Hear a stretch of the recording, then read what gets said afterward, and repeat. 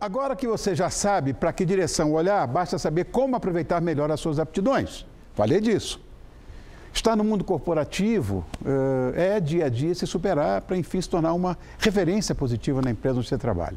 Mas isso depende de muito suor e de atitudes a seu favor. Quem fala mais é o consultor de carreiras, autor do livro Você é o que você entrega. Eu estou recebendo Alberto Reutemann.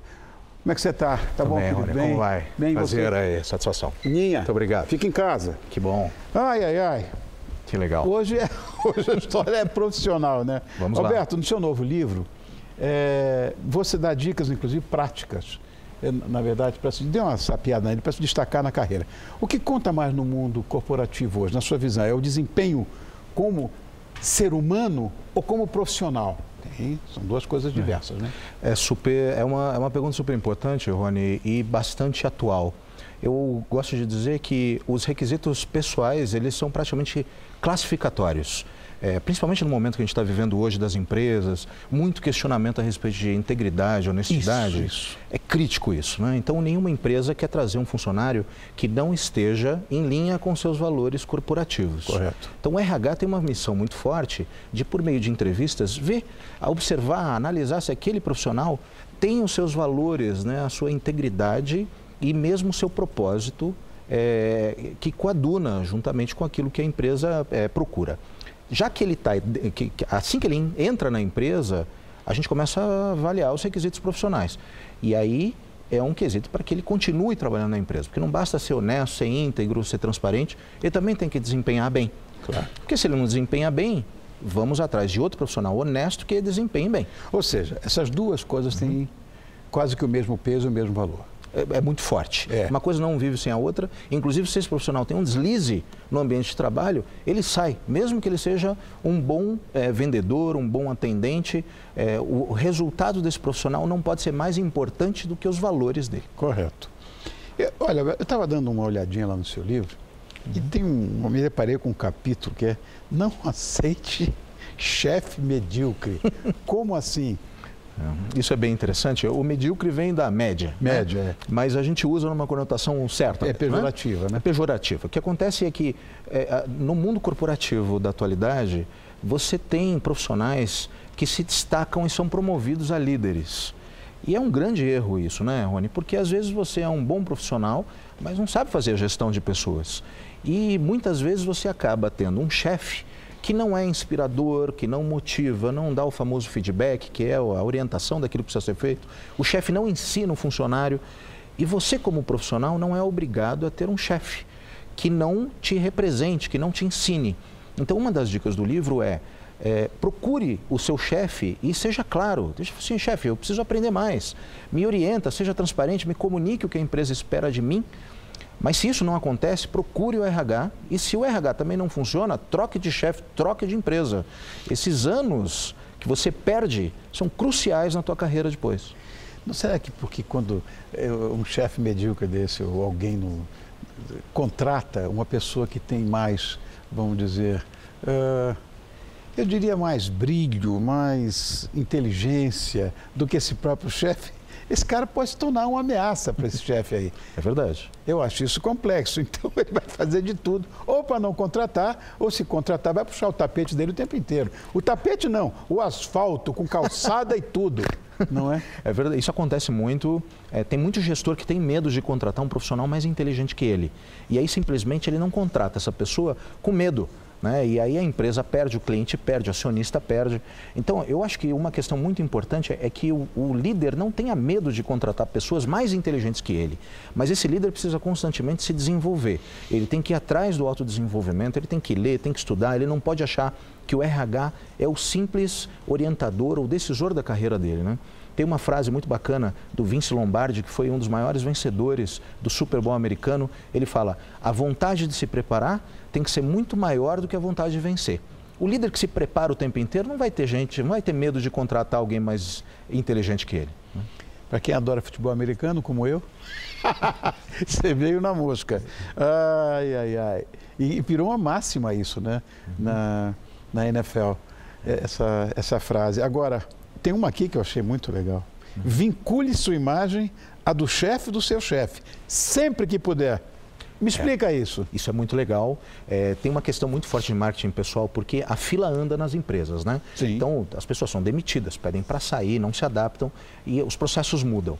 Então, é muito importante que o profissional que queira crescer na empresa, que ele faça o marketing pessoal não só para o chefe dele, mas principalmente para o chefe do chefe. Porque se amanhã esse líder sai, o chefe do chefe precisa saber que você é um potencial sucessor desse chefe.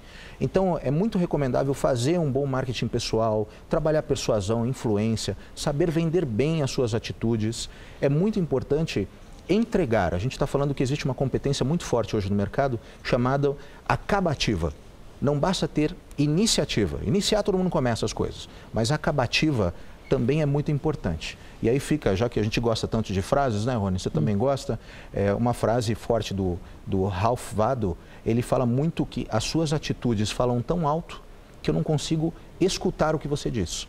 Então, Uau. Por isso que o livro chama Você é o que você entrega. Você não é o que você promete, o que você planeja, o que você escreve. Você é o que você entrega. A capa do livro, é. Tá bacana. Agora, uma coisa, Beto, eu acho que para isso você precisa ter talento também.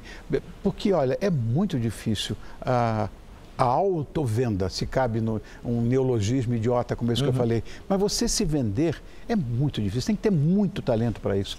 Eu adoraria saber me vender. E todas as pessoas que me venderam mal também. Então, é complexo isso demais. Existem técnicas para isso. A questão da venda, ela precisa muitas vezes ser separada da falta de humildade.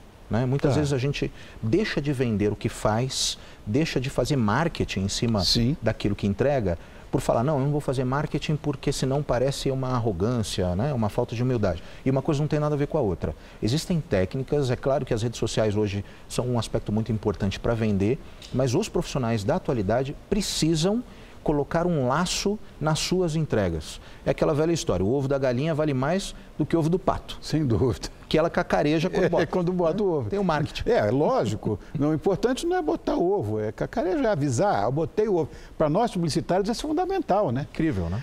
Agora, você fala também em montar um plano de ação para a sua vida. Isso, você está falando no quesito profissional ou é uma coisa mais holística? No livro a gente entrevistou pessoas que se destacam muito no mundo corporativo. E uma coisa muito forte que é comum desses profissionais que crescem nas empresas é o fato de que eles têm planos pessoais.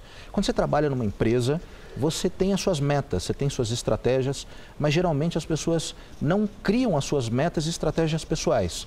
Quanto que eu tenho de dinheiro hoje? Quanto que eu quero ter daqui a 3 anos? Quanto que eu durmo hoje? Quanto que eu quero dormir mais? Quantos países eu visitei? Quantos livros eu li? Então, quem não tem isso, a gente brinca que é adepto da filosofia Zeca Pagodiana de viver, que é o deixa a vida me levar. E aí, não sabe por que às vezes não cresce. Então, cria um plano de marketing para a sua vida. Eu fico pensando também o seguinte, uma pessoa com a vida pessoal conturbada, ele vai ter problema em manter o foco ajustado na vida profissional, né? Isso é uma coisa incontrolável. Como é que ele vai fazer? Né? Quebra o pau com a mulher, está ruim em casa, o foco na vida profissional também vai ser, eu acho que vai ser complicado. Essa questão é muito importante, Rony, porque existem estudos que mostram que dificilmente um profissional consegue executar bem uma tarefa se ele não se sente bem. Né? O próprio Daniel Goleman, um dos maiores estudiosos da inteligência emocional, diz que você tem que conhecer bem, se autoconhecer. Né? Autoconhecimento, automotivação e autocontrole. E dentro dessa lógica, o próprio Buda fala, né? Conhece-te a ti mesmo, domina-te a ti mesmo, que isso valerá mais do que 1000 guerras. Então, vale a pena, antes de executar um bom trabalho, ser um bom ser humano, ser um bom pai, um bom vizinho, um bom irmão, um bom filho. Certamente você vai ser um bom profissional também. Você sabe que tem uma coisa que eu anotei aqui, que é a dica 24. Eu achei isso duríssimo. Fui demitido. E agora? Sei lá que, com o Brasil aí desse jeito, né, ressurgindo da crise, como é que... essa é uma notícia terrível, eu acho que é uma coisa terrível. Mas esse pós nem sempre é desfavorável, né? Ainda tem muito desempregado, a gente ainda está vendo alguns patamares bastante críticos. Eu acho que a dica principal, em primeiro lugar, você precisa sentir um pouco o luto, né, da demissão. Tem pessoas que não aceitam, não atualizam as suas redes sociais. A minha recomendação é, em primeiro lugar, aceite a demissão. Reavalie o que eu fiz de errado, foram erros compartilhados com o meu chefe, com a minha empresa, é uma questão de mercado, o que eu posso fazer de melhor. E aí você tem que levantar a poeira, né? O que é levantar a poeira? Fazer um bom currículo. Rony, as pessoas insistem em mandar currículos para todos os lados. Existe uma estatística que as pessoas não sabem. A cada 100 currículos enviados, se gera apenas uma entrevista. Então, use 100 currículos, uma entrevista. É muito pouco. As pessoas precisam pensar jeitos diferentes. 1%? 1%. É muito baixo. Porque basta você apertar lá o Enter e disparar, gera uma sensação, mandei. A gente, por exemplo, abriu uma vaga recentemente, recebeu mais de 3 mil currículos. Meu Deus. O que mais chama atenção, a gente chama para conversar. Então é uma dica, faça currículo diferente, use seus amigos, coloque nas redes sociais se está precisando de emprego, tenta avaliar e preparar o seu currículo para aquela vaga em questão. É muito importante que o currículo não seja apenas um jornal velho, mas sim o que você vai ajudar a empresa, se você for contratado. Claro. E nunca perder a esperança. Esperança do verbo esperançar, não esperar. Porque tem gente que acaba esperando sempre. E esperança é do verbo esperançar, querer cada vez mais fortemente ter uma vida melhor. Vamos mostrar a capa do livro, Roberto, mais uma vez? Olha, a capa do livro, que é Você é o que você entrega. Uhum. E esse bonitão é o Alberto Reutemann, a quem eu agradeço muito por ter vindo, viu, Alberto? Muito obrigado. Obrigado. Eu achei legal isso aí. Tem umas coisas, né? Eu fiquei nessa história do chefe, né? Você tem que se espelhar no chefe do seu chefe. Porque sempre existe isso. Né? Tem. Eu sempre falo uma coisa, se você quiser ter, sei lá, não vou falar marca de automóvel aqui, mas se você quiser ter um automóvel mediano, você tem que sonhar com o melhor automóvel do mundo, para você ter o pequeno. Pensa grande, pensa grande. Age grande. Age grande. Beleza. Obrigado, Alberto. Obrigado.